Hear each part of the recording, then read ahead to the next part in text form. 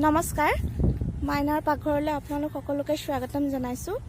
আজি মই কোনো ৰেচিপি লৈ অহা নাই। আজি মই আহিছোঁ, আজি দুমাহমানৰ পৰা ক'তো ওলাবই পৰা নাছিলোঁ, গতিকে অলপ ফুৰিবও আহিলোঁ আৰু যিহেতু এতিয়া ৰোৱাৰ সময়, ধান ৰোৱাৰ সময়, গতিকে আমাৰ খেতিখিনিও চাই আহিলোঁ, কেনেকেনো ধান ৰুইছে তাকে আপোনালোকৰ আগত দেখুৱালোঁ।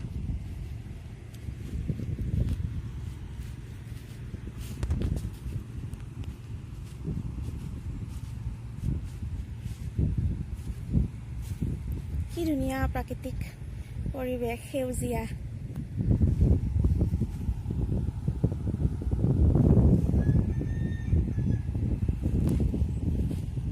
অলপ অলপ ওখ হৈছেই ধানৰ গছবোৰ।